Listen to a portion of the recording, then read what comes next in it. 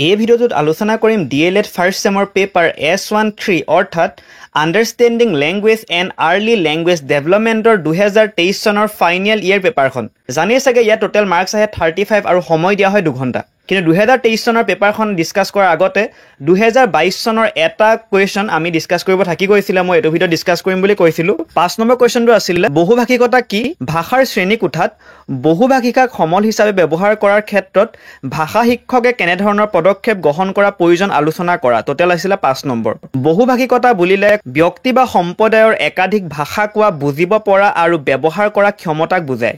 ভাষাৰ শ্ৰেণী কোঠাত বহুভাষিকাক সমল হিচাপে ব্যৱহাৰ কৰাৰ ক্ষেত্ৰত ভাষাৰ শিক্ষকে গ্ৰহণ কৰিব পৰা কিছুমান পদক্ষেপ হ'ল, যেহেতু এটা বহুভাষিক শ্ৰেণীকোঠাত বহু ভাষাভাষীৰ শিকাৰু থাকে, গতিকে শিক্ষকজনে ছাত্ৰ-ছাত্ৰীসকলক শৈক্ষিক ধাৰণাসমূহ বুজাবলৈ আৰু ব্যাখ্যা কৰিবলৈ নিজৰ মাতৃভাষা ব্যৱহাৰ কৰিবলৈ উৎসাহিত কৰিব লাগে। ভাষিক সজাগতা আৰু বুজাবুজি বৃদ্ধি কৰিবলৈ ভাষাসমূহৰ মাজত ব্যাকৰণ, শব্দ ভাণ্ডাৰ আৰু বাক্য গঠনৰ তুলনা কৰিব লাগে। বিভিন্ন ভাষাৰ পটভূমি ছাত্ৰ-ছাত্ৰীৰ মাজত দলীয় কাম কৰিবলৈ দিব লাগে, ফলত তেওঁলোকৰ মাজত ভাৱৰ আদান প্ৰদান হ'ব, মুক্ত কথোপকথন কৰিবলৈ দিব লাগে। ছাত্ৰ-ছাত্ৰীক গীত মাত, সাধু, গল্প আদিৰ জৰিয়তে নিজৰ ভাষা আৰু সংস্কৃতিৰ বিষয়ে ভাগ বতৰা কৰিবলৈ উৎসাহিত কৰিব লাগে। গতিকে এতিয়া 2023 চনৰ পেপাৰখন ডিসকাস কৰিম। 1 নম্বৰ কোৱেশ্চন আহিছিল 5টা কৰিবৰ কাৰণে 1 আছিল আৰু প্ৰথমটো আছিল ভাষা শব্দৰ উৎপত্তি ক'ৰ পৰা হৈছে। ভাষা শব্দৰ উৎপত্তি সংস্কৃত ভাষ ধাতুৰ পৰা হৈছে, যাৰ অৰ্থ হৈছে উক্তি বা মাত কথা। বি নম্বৰত আহিছিল বাগধ্বনিৰ এটা সংজ্ঞা দিয়া। বাগযন্ত্ৰৰ যোগেদি সৃষ্টি হোৱা বা উচ্চাৰিত ধ্বনিসমূহকে বাগধ্বনি বোলে। বাগযন্ত্ৰৰ বিভিন্ন অংগবোৰ হৈছে 2 ওঁঠ, দাঁত, দাঁতৰ গুৰি ইত্যাদি।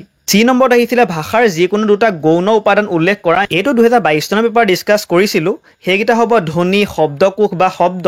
ডি নম্বৰত আহিছিল অল্প প্ৰাণধ্বনি কাক বোলে। যিবোৰ ব্যঞ্জন ধ্বনি উচ্চাৰণ কৰোঁতে বায়ু প্ৰবাহ ওলাই নাহে, তেনে শ্বাসগুণ নথকা ব্যঞ্জন ধ্বনিক অল্প প্ৰাণধ্বনি বোলে। উদাহৰণ প, ব, ত, দ, ক, গ। ই নম্বৰত আহিছিল ভাৰতীয় সংবিধানৰ 8ম অনুসূচীত বড়ো ভাষাটো কোন চনত অন্তৰ্ভুক্ত হৈছিল। সেইটো হ'ব 2003 চনত। 2 নম্বৰ 7টা কুৱেশ্চন কৰিব আহিছে, 2-2কে আছে, টোটেল 14 নম্বৰ।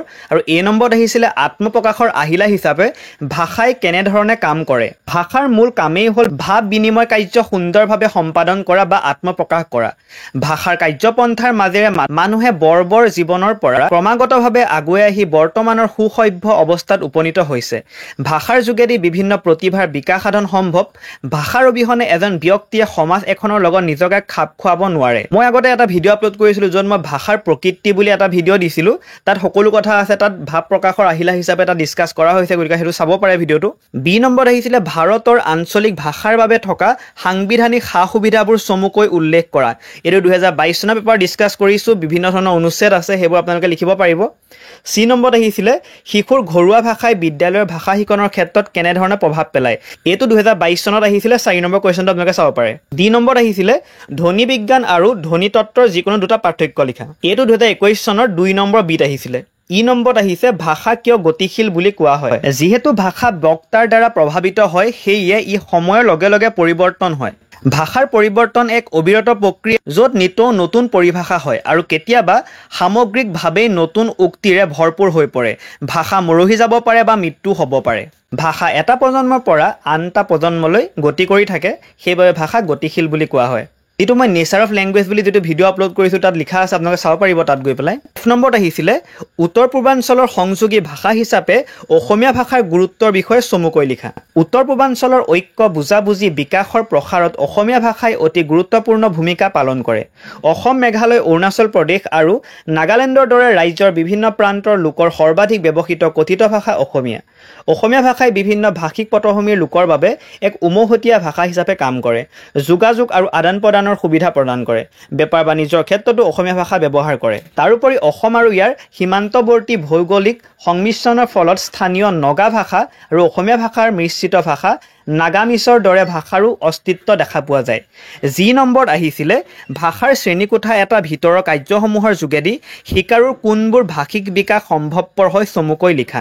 ভাষাৰ শ্ৰেণীকোঠা এটাৰ ভিতৰৰ কাৰ্যসমূহৰ যোগেদি শিকাৰুৰ শ্ৰৱণ, কথন, পঠন আৰু লিখন দক্ষতাৰ বিকাশ সাধন হয়। লগতে শব্দ ভাণ্ডাৰ, উচ্চাৰণ, সাৱলীলভাৱে কথা ক'ব পৰা, যোগাযোগৰ কৌশল আদি আয়ত্ত কৰে। 3 নম্বৰত আহিছিল সংস্কৃতি আৰু ঐতিহ্যৰ বাহক হিচাপে ভাষাই এক গুৰুত্বপূৰ্ণ ভূমিকা পালন কৰে এইটো আলোচনা কৰিবলৈ আহিছিলে এইটো 2021 চনৰ 3 নম্বৰ কুৱেশ্যনটো চাব পাৰে তাত ডিসকাস কৰা আছে 4 নম্বৰত আহিছিলে এজন ভাষাৰ শিক্ষক হিচাপে বহুভাষিক শ্ৰেণীকক্ষত শিকাৰুৰ মাতৃভাষা ব্যৱহাৰত দেখা দিব পৰা বিভিন্ন প্ৰত্যাহ্বানবোৰ নিৰাময়ৰ বাবে কেনে ধৰণৰ কাৰ্যব্যৱস্থা গ্ৰহণ কৰিব আলোচনা কৰা এইটো আগতে ডিসকাস কৰা হৈছে আপোনালোকে চাব পাৰে 5 নম্বৰত আহিছিলে নিম্ন প্ৰাথমিক পৰ্যায়ৰ শিশুৰ শ্ৰৱণ দক্ষতাৰ মান নিৰূপণৰ বাবে এটা উপযুক্ত ক্ৰিয়াকলাপ প্ৰস্তুত কৰা ছাত্ৰ-ছাত্ৰীসকলক বৃত্তৰ দৰে বহিবলৈ দি প্ৰথমে এজন ছাত্ৰৰ কাণত ফুসফুসাই কিবা এটা ক'ব লাগিব যেনে মই আম খাই বৰ বেছি ভাল পাওঁ সেই কথাষাৰ গোটেই শ্ৰেণীটোৰ ছাত্ৰ-ছাত্ৰীসকলে ইজনে সিজনৰ কাণে কাণে ফুসফুসাই ক'ব প্ৰথমে যিজনে কোৱা আৰম্ভ কৰিছিল তেওঁৰ কাণত যদি সঠিক বাক্যটো পুনৰাই আহে তেতিয়া এইটো গম পোৱা যাব যে ছাত্ৰ-ছাত্ৰীসকলৰ শ্ৰৱণ কৌশলৰ সুন্দৰভাৱে বিকাশ হৈছে এইটো বাহিৰে আন বহুতো ক্ৰিয়াকলাপ কৰিব পাৰে যেনে কোনোবা এজন ছাত্ৰ কিবা এটা পঢ়িবলৈ দিব পাৰে আৰু তেওঁ পঢ়ি থাকোঁতে যিটো শেষৰ শব্দ হয় বেলেগ এজন ছাত্ৰক সুধিব পাৰে যে তেওঁ শেষৰ শব্দটো কি আছিল তেনেকেও তেওঁলোকৰ শ্ৰৱণ কৌশলৰ বিকাশ সাধন হ'ব পাৰে 6 নম্বৰত আহিছিলে ভাষাৰ যোগেদি শিক্ষণ বুলিলে সেই শিক্ষণক বুজোৱা যায় যে ভাষা এটাই শিক্ষাৰ মাধ্যম হিচাপে ভূমিকা পালন কৰে কথাষাৰ যুক্তি সহকাৰে বিচাৰ কৰা আগতে এটা ভিডিও ডিসকাস কৰা হৈছে ভাষাৰ যোগেদি শিক্ষণৰ ওপৰত হেতু চাব পাৰে গতিকে এখনে আছিল 2023 চনৰ আন্ডাৰষ্টেণ্ডিং ল্যাঙ্গুৱেজ এণ্ড আৰ্লি ল্যাঙ্গুৱেজ ডেভেলপমেণ্টৰ পেপাৰখন গতিকে ইয়াৰ যদি কিবা নুবুজা থাকে তেতিয়া আপোনালোকে কৈ দিব এতিয়া মই নেক্সট ভিডিঅ'ত হেতু বেলেগকৈ বুজাই দিম